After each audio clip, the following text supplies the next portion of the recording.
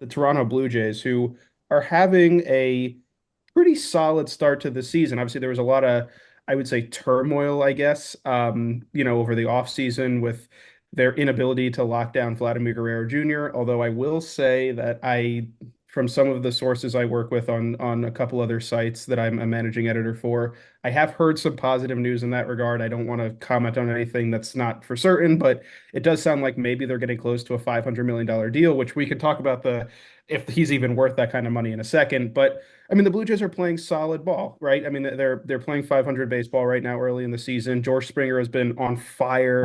They locked down Alejandro Kirk to a long-term extension.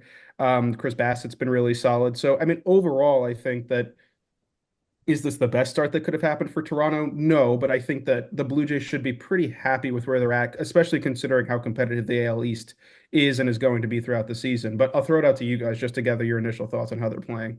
Yeah, I mean, I could start this one off, Derek. I don't mean to cut you off there, but You're good. again, for the Blue Jays, again, I think I'm gonna have just spite for them for this past season with losing Santander, like we talked about this past week. But what I will say is that defensively, in this 2025 season, I'm really impressed with the Blue Jays. They have held their own this past month so far, so good on them.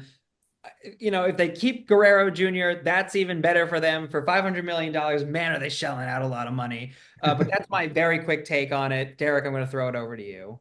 Yeah, I mean, it wasn't the best series that they just ran into with the Mets, kind of rough, you definitely want to see Vlad get, going a little more, no home runs so far. A couple of hits, but you definitely want to see the long ball out of him. Make him earn that contract.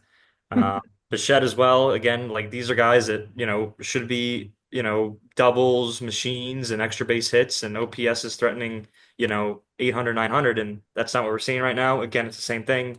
It's early, if they do sign Vlad to 500 million, whether he's worth that or not, to another team, he may not be. But for Toronto, constantly losing out on all these free agents and these teams that will shell out the money or in better situations, and getting guys to sign to Toronto has been tricky. We've seen Santander, but other than that, it's been real tough. And maybe you need to go to 500 to make that happen. And it's a good sign that this ownership, if that report is true, was willing to do that. We know they were in it for Ohtani and all these other guys, but it's it's more of a systemic thing, I think, with their success is, that getting players to sign there is difficult. So that puts more stress on trades and developing from within, which it seems like outside of, Bichette and Vladdy, they really haven't been able to do. Yeah, no, that's a great point. I mean, I wrote a whole article about this over at Call to the Pen about breaking down what is Guerrero's value and like could he possibly live up to a $500 million contract? And I mean, my answer is no. I don't think statistically he's going to. He's only had two really great seasons, and sandwiched between those were good but not great years. And obviously he's off to a solid, if unspectacular, start this season. So.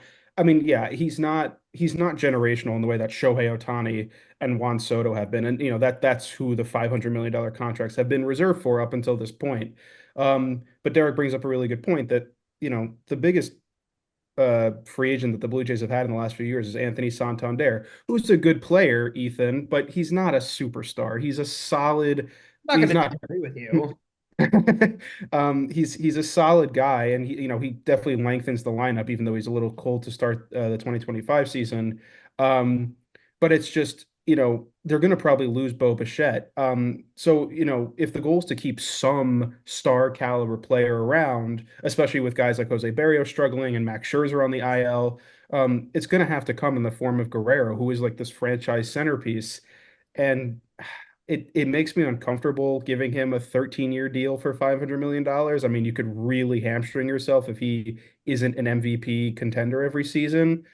But man, if they lose him in free agency, or even if they, get a couple prospects back at the trade deadline, I mean, that's going to be a long rebuild for the Blue Jays. But I mean, that's just my thoughts. I think that Derek put it best last episode where, if they do sign this deal with Vladimir Guerrero Jr., that's great. They fix the problem per se of, okay, we don't want to lose him. But it's putting a band-aid on a bigger situation of great. You kept this one great player, but there's so much more you need to fix. And I also agree with you, Brandon, that it's way too much money.